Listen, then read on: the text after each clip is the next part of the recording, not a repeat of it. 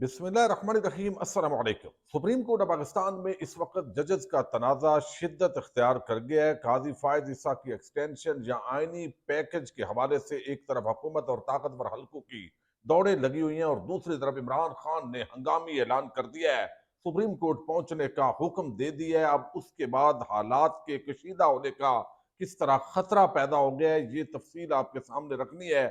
दूसरी तरफ फजल रहमान के साथ कल सहाफ़ियों की एक मुलाकात हुई है। उस मुलाकात से जो तासर सहाफ़ियों ने लिया है, क्या मौलाना डबल गेम करने जा रहे हैं और असल में वो क्या करने जा रहे हैं, ये आपके सामने रखना है। लाहौर के अंदर एक जज के बच्चों से पुलिस वालों ने पंगा लिया है और वो किस तरह महंगा पड़ा है और इस वक्त क्या खबरें चलवाई जा रही हैं और इस वाक़े के हक़ाइक़ क्या हैं, वो भी आपके सामने रखने हैं।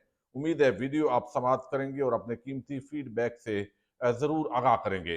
वैसे तो तहरीक इंसाफ जो है उनको इस वक्त इंसानी हकूक उनके नहीं है। आप उनके घरों पे हमले करें, उनकी माओ बहनों बेटियों को उठाएं, आप बच्चों को हरासा करें, जो भी करें, पाकिस्तान के लगता है जो आम इदारे हैं उनको इसकी इजाज़त है। कोई अदालत, कोई जज, कोई चीफ जस्टिस पूछने वाला नहीं है। पाकिस्तान के अंदर एक अजीब किस्म का ये इंसानी हकूक की वायोलेशन हैं। कैनेडा की पार्लियामेंट के अंदर भी इस पर बात हुई है और मुख्तलिफ जगहों पे बात हो रही है।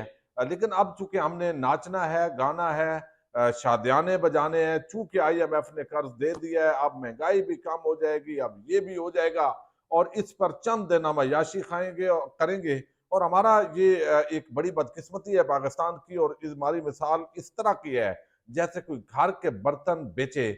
एक दिन कुछ बेचा, मटन खाया, साथ चांपे खाई, साथ जो है वो हमने कोई ना कोई जो है वो तिक्का बोटी बना ली, तो उसके बाद हम नाचें गाएं अय्याशी करें। तो अब IMF के कर्ज पर लोग शर्मिंदा होते हैं, लेकिन हम यहाँ पे जो है वो बड़े खुश होते हैं। अच्छा, अब यहाँ पे जो है वो लाहौर के अंदर ये वाकया पेश आया है और एक जज साहब हैं, ये सेशन जज हैं, उनके बेटों को नाके पर रोकने पर 3 पुलिस अफसरान हैं, उनको ओहदे से हटाया गया।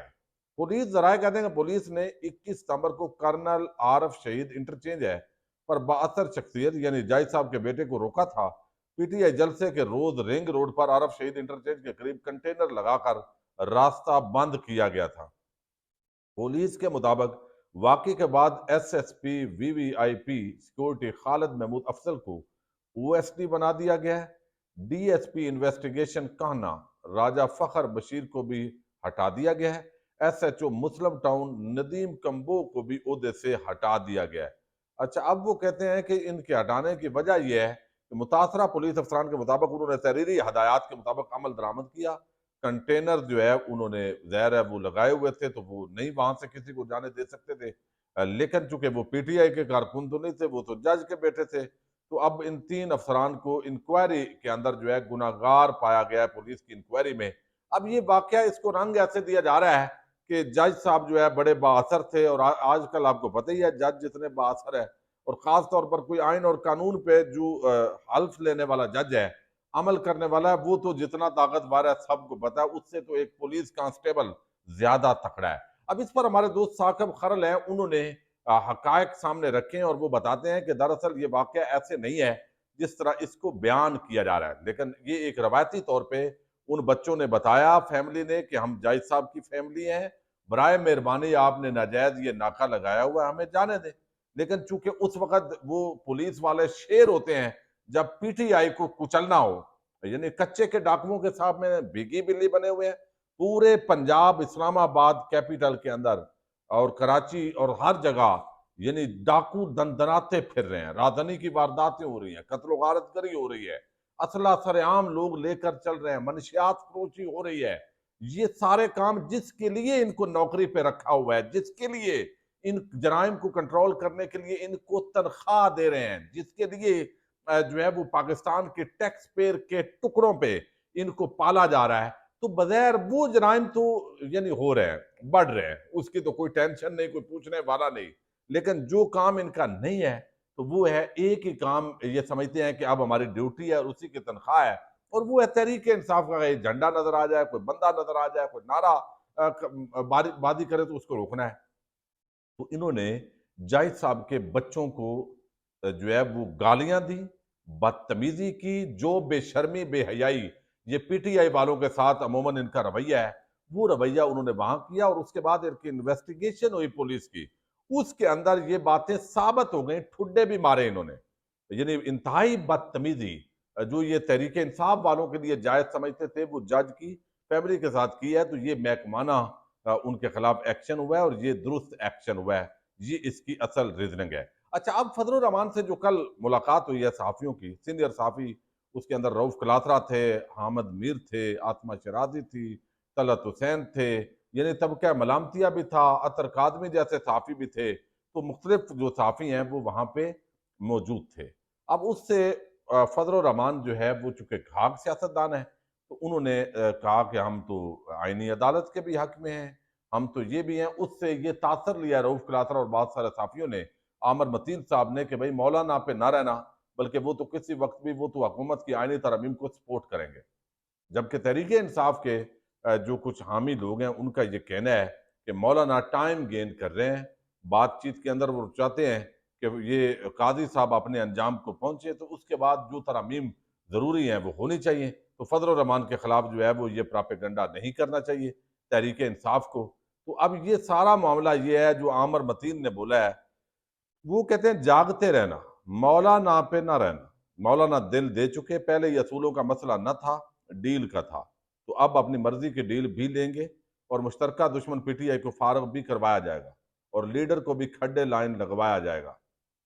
आईनी तरमीम के बदले मौलाना फजल रहमान को क्या कुछ दिया जाएगा, ये चीज़ें वो उन्होंने आगे बयान की हैं। लेकिन इसके अंदर एक चीज़ बड़ी अहम है और वो ये है कि फजल रहमान का सबसे बड़ा जो सियासी दुश्मन है, वो पीपल्स पार्टी या नून लीग नहीं है। उनको एस्टेब्लिशमेंट से गिला ज़रूर है कि जो इज्तिमाई डाका डाला गया है, उस डाके के अंदर से हमें उसके मुताबिक हिस्सा नहीं मिला, तो वो बेसिकली डाके के माल की तक़सीम की लड़ाई है, जिसमें पीपल्स पार्टी, नून लीग, एमक्यूएम को नवाजा गया और फजल रहमान को वो हिस्सा नहीं मिला। तो ये बात मुफ्ती किफ़ायतुल्लाह भी कह चुके हैं।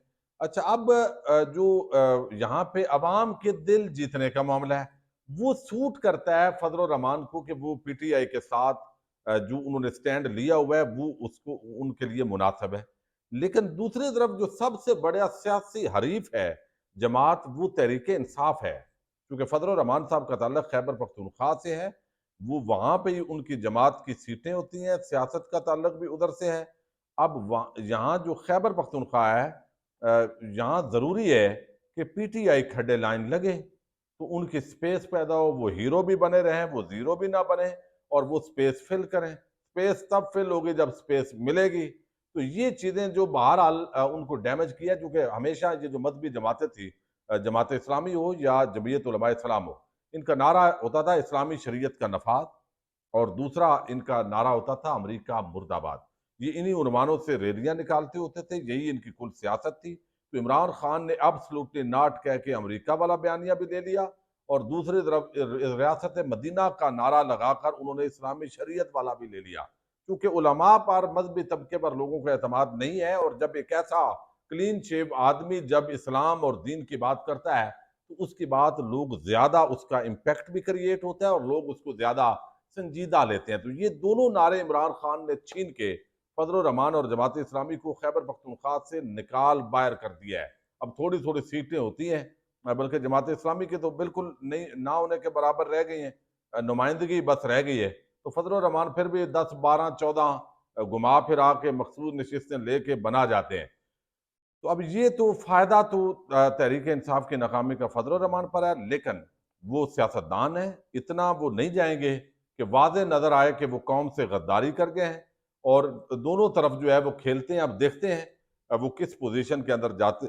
बहरहाल तहरीक इंसाफ को अपने एमएनए सेनेटर्स को 1 महीने के लिए उनकी फैमिलीज को महफूज बनाना है, ये असल मसला है। लेकिन लगता यह है कि इमरान खान जो कुछ अडयाला जेल में कह रहे हैं, बाहर जो पीटीआई की लीडरशिप है वो इस तरह करने की पोजीशन में नहीं है, या वो डर गए हैं या वो उनके अंदर सरगर्मी जो है वो नजर नहीं आ रही। अच्छा, अब दूसरी जो बड़ी खबर है, बल्कि सबसे बड़ी खबर वो ये है कि इमरान खान ने, एक तो जुमेरात का जो आज का एहतजाज था वो नहीं होगा और इमरान खान ने जुमे के दिन कल सबको सुप्रीम कोर्ट ऑफ पाकिस्तान पहुंचने के अहकामात दिए।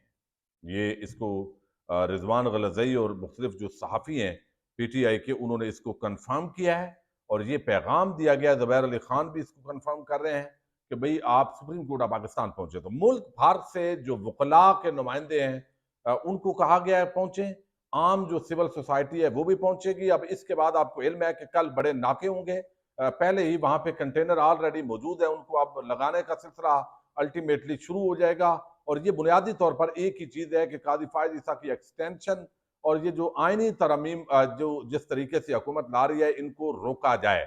अब जो गैंग ऑफ थ्री का जिक्र इमरान खान ने किया, वो वादे तौर पर जिन जिन की एक्सटेंशन दो का जिक्र आ गया, तीसरी एक्सटेंशन भी अभी आगे चलकर ये जो सारा इस वक्त बगैर एक ग्राउंड सेट की जा रही है। तो इमरान खान ये समझते हैं कि दरअसल ये पूरा जो बनाया गया वन पेज, ये अगली एक और एक्सटेंशन है, उसके लिए ये पूरा एक जाल है। तो अब देखना ये है कि अगर तो 63A वाला फैसला और उसके साथ जो है वो यहाँ पे कोई मुनीब अख्तर और जस्टिस मंसूर अली शाह, अगर वो मुअस्सर तौर पे अगर किरदार अदा करने में कामयाब हुए तो फिर ये मामलात रुक सकते हैं। वरना ऐसे लग रहा है कि अब ताकतवर हल्के वो बड़े ताकत के अंदर हैं और हुकूमत जो है वो अपनी कोशिशों के अंदर मशगूल है।